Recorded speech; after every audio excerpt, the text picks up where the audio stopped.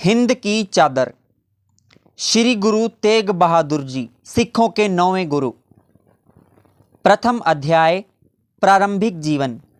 भारत के इतिहास में 10 गुरु परंपरा का उदय तप, त्याग और बलिदान के लिहाज से स्वर्णिम अध्याय कहा जा सकता है। इसका प्रारंभ 1469 में प्रथम गुरु श्री गुरु नानक देव जी से हुआ था।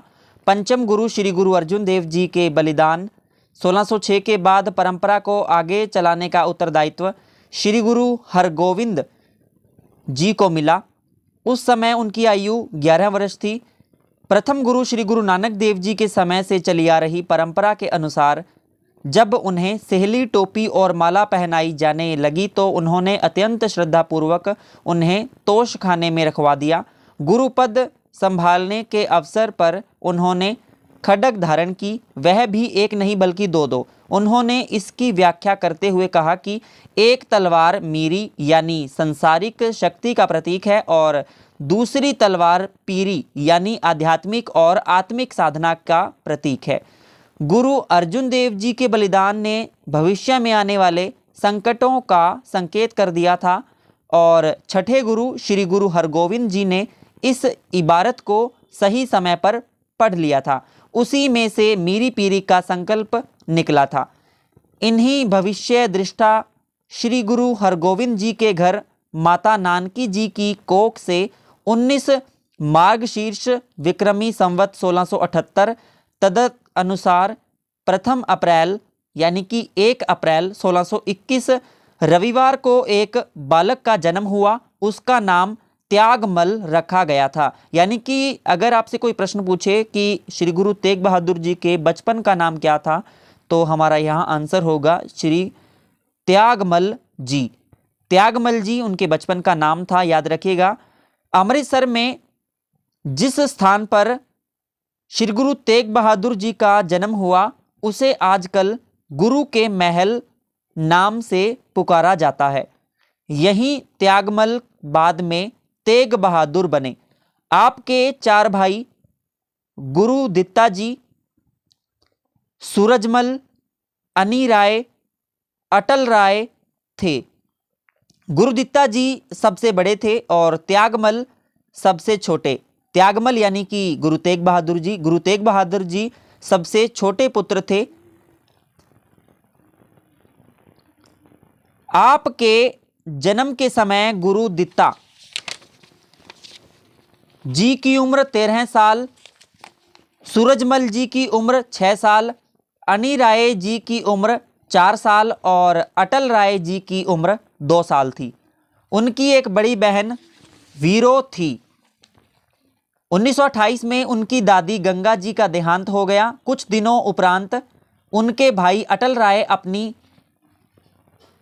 इह लीला समाप्त कर परलोकवासी हो गए। यह पूरे परिवार के लिए सचमुच गहरा घाव था। अल्प आयु में ही गुरु तेग बहादुर जी ने परिवार में हृदय भेदक घटनाओं को देखा और जिससे उनके मन मस्तिष्क पर गहरा असर हुआ। श्री गुरु हरगोविंद जी निरंतर शस्त्राभ्यास करते थे। स्थान स्थान से आने वाले श्रद्धालु अब गुरु चरणों में अर्पित करने के लिए अलग अलग प्रकार के अस्त्र शस्त्र लेकर ही आते थे। अश्वशाला में भी वृद्धि होने लगी थी। पिताजी की कर्मठता और उनके संघर्षशील जीवन की इसी पृष्ठभूमि में श्री गुरु तेग बहादुर जी के व्यक्तित्व का निर्माण हुआ। शस्त्रे शास्त्रे च कौशलम यानी एक साथ ही शास्त्रों व शस्त्रों में निपुणता प्राप्त करने का संकल्प 10 गुरु परंपरा का अब यही मार्ग था। मुगल शासन ने सप्त सिंधु क्षेत्र से शुरू हुई 10 गुरु परंपरा के दमन का जो रास्ता अपनाया था उसका उत्तर मीरी पीरी के संकल्प से ही संभव था। इस संकल्प और तद संबंधी तैयारी के कारण उनका मुगल सत्ता से यदा कदा संघर्ष रहने लगा। पंजाब के इतिहास में ऐसी 4 लड़ाइयों का जिक्र आता है जिसमें मुगल सेना और छठे गुरु श्री गुरु हरगोविंद जी के सैनिकों का आमना सामना हुआ। पहली झड़प तो 1628 में तभी हो गई थी जब गुरुजी अभी अमृतसर में ही थे। उस समय गुरु तेग बहादुर जी की आयु महज 7-8 वर्ष की थी। अमृतसर में मुगलों से झड़प के बाद श्री गुरु हरगोविंद जी परिवार समेत दोआबा क्षेत्र के करतारपुर की ओर चल पड़े। कुछ दिन गोइंदवाल में रहे और अपने परिवार को वहीं छोड़ते हुए समय करतारपुर की ओर प्रस्थान किया। गुरुजी अभी करतारपुर में ही थे और उन्होंने अपने दादा के बसाए गोविंदपुर नगर का भी विस्तार शुरू किया। गोविंदपुर करतारपुर से ज़्यादा दूर नहीं है, लेकिन गुरुजी की गतिविधियों से जालंधर का शासक अब्दुल्ला खान चौकन्ना हो गया और उसने सितंबर 1630 में गोविंदपुर पर हमला कर दिया। लेकिन अब तक गुरुजी ने पर्याप्त तैयारी कर रखी थी। अब्दुल्ला खान मारा गया और उसकी सेना भाग निकली। जब इस हमले और उसके परिणाम की खबर गोइंदवाल पहुंची तो सभी ने खुशी मनाई। दिवाली भी निकट आ रही थी, इसलिए गुरुजी गोइंदवाल से अपने परिवार को लेकर अमृतसर पहुंचे। दिवाली के उत्सव पर दूर दूर से श्रद्धालु गुरुजी के दर्शन व आशीर्वाद के लिए अमृतसर पहुंचे। बाबा श्रीचंद जी और गुरु हरगोबिंद जी की ऐतिहासिक भेंट। चलिए जानते हैं कि बाबा श्रीचंद जी और गुरु हरगोबिंद जी की ऐतिहासिक भेंट कैसी रही। अमृतसर में एक दिन वयोवृद्ध बाबा श्रीचंद जी श्री हरगोबिंद जी से मिलने के लिए आए। श्रीचंद जी प्रथम गुरु श्री गुरु नानक देव जी के ज्येष्ठ पुत्र थे, यानी कि उनके बड़े पुत्र। उनकी एक महान तपस्वी, योगी, विद्वान और साधक के नाते पूरे देश में ख्याति थी। बचपन में उन्होंने कश्मीर में रहकर अध्ययन किया था। अपनी सांसारिक यात्रा पूरी करने से पहले गुरु नानक देव जी ने श्री अंगद देव जी को अपना उत्तराधिकारी घोषित किया था, यानी कि गुरु नानक देव जी के बाद श्री गुरु अंगद देव जी सिखों के दूसरे गुरु बने। यह संगठन विस्तार का कार्य था जिसकी उस समय नितांत आवश्यक थी। उधर श्रीचंद जी ने पूरे देश में गुरुवाणी का प्रचार व उसकी व्याख्या करने का जिम्मा लिया। इसके लिए वे भी देश के कोने कोने तक घूम आए थे। उनका कार्य उदासी पंथ के नाम से विख्यात था। उदासी आश्रम देश भर में फैले हुए थे, लेकिन अब श्रीचंद जी आयु के अंतिम पड़ाव पर पहुंच गए थे, इसलिए उन्हें उदासी पंथ के भविष्य की चिंता सताने लगी थी। वे किसी योग्य उत्तराधिकारी को उदासी पंथ का कार्य सौंपकर निश्चिंत हो जाना चाहते थे। इसीलिए वे 10 गुरु परंपरा के उस समय के उत्तराधिकारी श्री गुरु हरगोबिंद जी से मिलने आए थे। जैसे उड़ जहाज का पंछी पुनः जहाज पे आए। श्रीचंद जी ने 1539 में उदासी पंथ का काम संभाला था। आज लगभग 7 दशक बाद वे परंपरा के छठे गुरु श्री गुरु हरगोबिंद जी के साथ बैठे थे। पास ही गुरुजी के सुपुत्र श्री गुरु दित्ता मल जी और श्री त्यागमल जी भी बैठे थे। वे दोनों उत्सुकता से अभायुक्त वयोवृद्ध बाबा श्रीचंद जी की ओर देख रहे थे। अनेक पीढ़ियां एक साथ एक ही आसन पर आमने सामने बैठी थी। बाबा श्रीचंद जी ने गुरु गंभीर वाणी से कहा, मुझसे जितना संभव हो सका मैंने वह कर दिया है। अब गुरु घर की यह परंपरा गुरु घर से ही कोई और संभाले। मैंने अपना काम पूरा कर दिया है। गुरु श्री हरगोबिंद जी जानते थे असली काम गुरुवाणी को देश के कोने कोने में पहुंचाना ही है। हरगोबिंद जी ने अपने सबसे बड़े सुपुत्र श्री गुरु दित्ता जी, जिनकी आयु उस समय 16 वर्ष के आसपास थी, को उदासी पंथ का कार्यभार संभालने के लिए श्रीचंद जी को अर्पित कर दिया। श्रीचंद जी ने गुरुदित्ता जी को उदासी पंथ का उत्तराधिकारी मनोनीत कर दिया। लगता है श्रीचंद जी उदासी संप्रदाय का योग्य उत्तराधिकारी ही तलाश रहे थे। वह तलाश पूरी हो जाने पर उन्होंने संतुष्टि की सांस ली। परिवार में विवाह प्रसंग। कुछ समय बाद गुरुजी अमृतसर से परिवार समेत करतारपुर आ गए। श्री गुरु तेग बहादुर जी के बड़े भाई श्री सूरजमल जी का विवाह करतारपुर में ही हुआ था। कहा जाता है कि जब सूरजमल जी का विवाह था तो उसमें श्री लालचंद जी भी अतिथि थे। लालचंद खत्री वैसे तो अंबाड़ा के पास के एक गांव लखनौर के रहने वाले थे, लेकिन अरसा पहले उनका परिवार करतारपुर में आकर बस गया था। वहीं उन्होंने विवाह में श्री गुरु तेग बहादुर जी को देखा था। लालचंद जी के मन अभिलाषा जागृति हुई कि उनकी बेटी गुजरी का विवाह गुरु तेग बहादुर जी के साथ हो जाए। उनकी वह अभिलाषा पूरी भी हो गई। प्रोफेसर फौजा सिंह का मानना है कि जिस दिन सूरजमल का विवाह हुआ था उसी दिन तेग बहादुर जी की लालचंद जी की सुपुत्री लालचंद जी की सुपुत्री गुजरी के साथ मंगनी हो गई थी।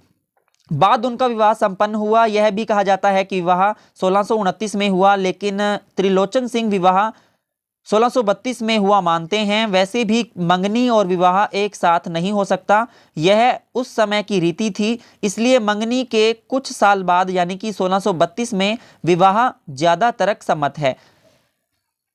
नथाना की लड़ाई 1631।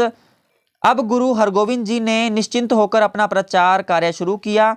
सैनिकों को शस्त्र प्रशिक्षण भी दिया जाने लगा। शस्त्रों को प्राप्त करने के प्रयास शुरू हुए। गुरुजी ने सभी श्रद्धालुओं को सलाह दी कि मुझे देने के लिए शस्त्र व घोड़े लाए जाएं जो भविष्य में युद्ध के काम आ सकें। वे समय भी अच्छे घोड़े खरीद रहे थे। काबुल से कुछ घोड़े खरीद गए थे, लेकिन रास्ते में लाहौर के मुगल शासकों ने उन्हें जबरदस्ती छीन लिया। गुरुजी को सूचना मिली। उनको लगा कि मुगल साम्राज्य की इस सीनाजोरी का यदि शुरू में ही जवाब ना दिया गया तो उनका साहस बढ़ जाएगा। लेकिन शाही अस्तबल से आखिर घोड़े छुड़ाए कैसे जाएं? कहा जाता है कि यह दायित्व विधि चंद ने अपने ऊपर ले लिया। वह लाहौर पहुंचा और उसने किसी तरह शाही अस्तबल में नौकरी प्राप्त कर ली। कुछ देर नौकरी करता रहा और घोड़े को अपने व्यवहार से नियंत्रण में ले लिया। उसके बाद उसे घोड़ा भगाते कितनी देर लगती। वह घोड़ा गुरुजी के पास ले गया, लेकिन मसला इतने से तो हल होने वाला नहीं था। इधर शाही पुलिस पहले घोड़े की तलाश कर रही थी और इधर विधि चंद दूसरा घोड़ा उड़ाने की फिराक में था। इस बार वह ज्योतिषी बनकर लाहौर में गया। किस्सा तो यह है कि उसने दूसरा घोड़ा भी शाही अस्तबल से निकाल लिया, लेकिन इस बार यह भी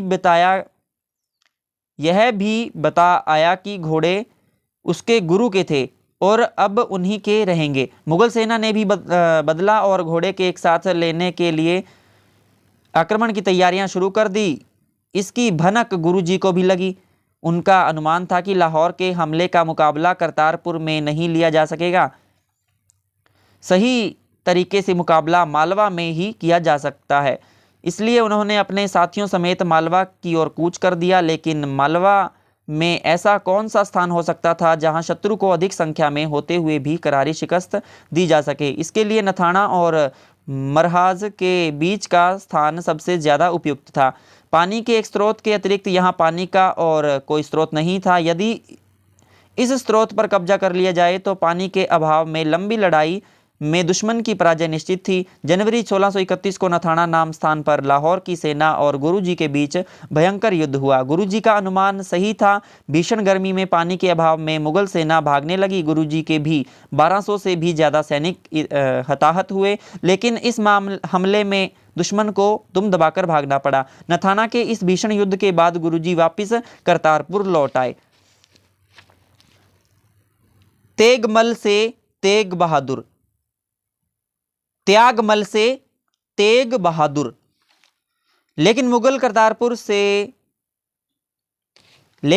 करतारपुर में भी गुरुजी का पीछा नहीं छोड़ रहे थे। अप्रैल 1634 को मुगल सेना और गुरुजी की सेना एक बार फिर आमने सामने थी। अब तक की लड़ाइयों में गुरुजी मुगल सेना को नाको चने चबवा चुके थे, लेकिन मुगलों के आक्रमण बंद होने का नाम नहीं ले रहे थे। काले खान के नेतृत्व में मुगल फौज ने करतारपुर को घेर लिया था। काले खान मुखलिस खां का बेटा था, जिसे श्री हरगोविंद जी ने अमृतसर की लड़ाई में यमपुरी पहुंचाया था। यह गुरु हरगोविंद जी की मुगल सत्ता में चौथी लड़ाई थी, लेकिन दुर्भाग्य से गुरु जी की सेना का ही पठान पैदा खान और उसका दामाद उस्मान खान भी काले खान के साथ जा मिले थे। पैदा खां का गुरु हरगोविंद जी के खिलाफ मुगल आक्रमणकारी काले खां के साथ मिल जाने का प्रसंग भी काफ़ी रुचिकर है, क्योंकि पैदा खान पहले गुरु जी की सेना में ही था। कहा जाता है कि एक बार श्री हरगोविंद जी के किसी श्रद्धालु ने एक बहुमूल्य लिबास और एक बाज उनको भेंट स्वरूप भेजा था। लिबास और बाज की पूरे दरबार में भी सभी ने प्रशंसा की। गुरुजी ने बहुमूल्य लिबास पैदा खां और बाज गुरुदित्ता जी को दे दिया। पैदा खां को यह भी कहा कि आगे से दरबार में यह लिबास पहनकर ही आए। दूसरे दिन पैदा खां वह लिबास पहनकर आया जो उस पर बहुत सुंदर लग रहा था। सब दरबारियों ने मुक्त कंठ से गुरुजी की इस उदारता को सराहा, लेकिन उधर लिबास को लेकर पैदा खां के घर में ही झगड़ा शुरू हो गया। उसके दामाद उस्मान खां ने अपने पिता से अपने लिए वह लिबास मांगना शुरू कर दिया। पैदा खां की पत्नी भी दामाद के पक्ष में ही हो गई। पैदा खां वह लिबास देना तो नहीं चाहता था, लेकिन घर में सुख शांति बनी रहे इसलिए उसने वह लिबास दामाद को दे दिया। जब दूसरे दिन वह साधारण कपड़े पहनकर दरबार में आया तो स्वाभाविक ही गुरुजी ने लिबास के बारे में पूछा। पैदा खां ने कहा कि वह लिबास इतना बहुमूल्य है कि मैं उसे रोज रोज कैसे पहन सकता हूँ, मैंने उसे विशेष अवसरों पर पहनने के लिए ही सुरक्षित रख लिया है। लेकिन कुछ दिन बाद गुरुदित्ता जी का बाज भी गुम हो गया। चर्चा होने लगी कि पैदा खां के दामाद उस्मान खान ने वह बाज चुरा लिया है। संशय दूर करने के लिए गुरुजी ने पैदा खां को ही उस्मान खां के घर भेजा कि वहां जाकर देखो कि कहीं बाज उसके पास तो नहीं। पैदा खां ने उस्मान खान के यहाँ जाकर बहुत समझाया कि गुरुजी का बाज वापस कर दो, लेकिन उस्मान खान नहीं माना। तब पैदा खां ने आकर दरबार में बताया कि उसके बेटे के पास बाज नहीं है। इस पर गुरुजी ने श्री तोताराम को उस्मान खान के घर भेजा। स्वाभाविक ही वहां बाज भी मिल गया और वह सुंदर लिबास भी मिल गया जो गुरुजी ने पैदा खां को दिया था। बाप बेटे के इस व्यवहार से दुखी होकर गुरुजी ने उन्हें अपनी सेवा से मुक्त कर दिया। तभी पैदा खां को पता चला कि मुखलिस खां का बेटा काले खां गुरुजी से बदला लेना चाहता है, क्योंकि अमृतसर की लड़ाई में गुरुजी ने मुखलिस खां को यमपुरी पहुंचा दिया था। पैदा खां और काले खां इकट्ठे हो गए और जब मुगलों ने गुरुजी पर आक्रमण किया तो दोनों उस मुगल सेना का नेतृत्व करने वाले बने। घर का भेदी लंका ढाए। पैदा खां को यह भी भ्रम था कि उसकी बहादुरी और योग्यता के कारण ही अब तक श्री गुरु हरगोविंद जी की सेना मुगलों से टक्कर लेती रही है। इसलिए यह लड़ाई एक प्रकार से भविष्य निर्धारित करने वाली लड़ाई बन गई थी। लेकिन श्री गुरु हरगोविंद जी के लिए यह लड़ाई एक दूसरे कारण से भी महत्वपूर्ण हो गई थी। करतारपुर की लड़ाई में श्री गुरु हरगोविंद जी के साथ उनके सबसे छोटे सुपुत्र श्री त्यागमल भी इस लड़ाई में हिस्सा ले रहे थे। त्यागमल जी की यह अपने जीवन की पहली लड़ाई थी और अभी उनकी उम्र भी कुल जमा 13-14 साल की थी। उन्होंने अभी तक युद्ध कला का प्रशिक्षण ही प्राप्त किया था, कभी प्रदर्शन का मौका नहीं मिला था। वैसे भी यह समझा जाता था कि त्यागमल जी की रुचि युद्ध की बजाय साधना, तपस्या और ज्ञान के क्षेत्र में ज़्यादा है। इसलिए युद्ध में त्यागमल के भाग लेने से यह लड़ाई गुरु घर के लिए अत्यंत महत्वपूर्ण हो गई थी। त्यागमल जी ने सचमुच इस युद्ध में अपनी वीरता का जबरदस्त प्रदर्शन किया, लेकिन साथ ही मानवीय मूल्यों की भी रक्षा की। त्यागमल जी के इस साहस, रण कौशल और बहादुरी के साथ साथ क्षमा भाव की सर्वत्र चर्चा हो रही थी। करतारपुर की इस लड़ाई में त्यागमल का एक अलग ही स्वरूप सभी ने देखा था। उनके पिता श्री गुरु हरगोविंद जी इसके स्वरूप से इतने अभिभूत हुए कि उन्होंने उनका नाम त्यागमल की जगह तेग बहादुर रख कर दिया था। वे इतिहास में तेग बहादुर के नाम से ही प्रसिद्ध हुए। शिवालिक की उपत्यकाओं में किरतपुर को प्रस्थान। करतारपुर की लड़ाई के बाद श्री गुरु हरगोविंद जी ने परिवार सहित किरतपुर चले जाने का निर्णय ले लिया। अभी वे फगवाड़ा के पास ही पहुंचे थे कि मुगलों ने फिर हमला किया। ज़्यादा नुकसान नहीं हुआ और गुरुजी सही सलामत किरतपुर पहुंच गए। उन्होंने कई साल पहले बिलासपुर के राजा से कुछ जमीन खरीदकर वहां अपना निवास स्थान बना लिया था। यह एक प्रकार से उनका आश्रम ही था। इसी किरतपुर में अपने पिताजी के साथ तेग बहादुर जी ने अपने जीवन का बहुमूल्य समय बिताया था। वे 13-14 साल की आयु में किरतपुर आए थे और 24-25 साल की आयु तक यहीं रहे। उनके पिता श्री गुरु हरगोविंद जी ने भी अपने जीवन के अंतिम वर्षों में अपना समय नाम ध्यान में व्यतीत करना शुरू कर दिया था। शारीरिक सुख के सभी साधनों का वे धीरे धीरे परित्याग करते जा रहे थे। इसका तेग बहादुर जी के मानस पर गहरा प्रभाव हुआ। दरअसल गुरु तेग बहादुर जी के व्यक्तित्व निर्माण में उनके पिता के शौर्य, निडरता और साथ ही साथ साधना युक्त तपस्वी जीवन का ही साथ है। ईस्वी सन 1638 में उनके बड़े भाई गुरुदित्ता जी का भी देहांत हो गया। गुरुदित्ता जी के दो बेटे थे, श्री धीरमल और श्री हरिराय। श्री हरगोविंद जी ने करतारपुर में अपने पौत्र धीरमल को तुरंत सूचना भिजवाई कि उसके पिता का देहांत हो गया है और वह दाह संस्कार करने के लिए तुरंत किरतपुर पहुंचे। वैसे भी दाह संस्कार के लिए बड़े सुपुत्र का वहां होना सामाजिक लिहाज से जरूरी था। गुरुजी ने यह संदेश भी दिया कि अपने साथ पोथी साहिब भी ले आए। पांचवें गुरु श्री गुरु अर्जन देव जी ने अब तक के सभी गुरुओं और देश भर के संतों की वाणी का जो संपादित संकलन तैयार किया था उसे पोथी साहिब कहा जाता था और वह पोथी धीरमल के पास थी। धीरमल को शायद यह विश्वास था कि जिसके पास पोथी होगी पंजाब में उसी को गुरु माना जाएगा, इसलिए किसी भी तरह यह पोथी किसी दूसरे के हाथ नहीं पड़नी चाहिए। यही उसकी रणनीति बनी। इस रणनीति में वह इतना दूर तक चला गया कि अपने पिता के दाह संस्कार पर भी नहीं आया। धीरमल के इस व्यवहार से श्री गुरु हरगोविंद जी का आहत होना स्वाभाविक था। यह ईश्वर लीला ही कही जाएगी कि दोनों भाइयों धीरमल और हरिराय के व्यवहार, स्वभाव और संस्कार में जमीन आसमान का अंतर था। हरिराय अपने पिता गुरुदित्ता जी की तरह निर्लोभी,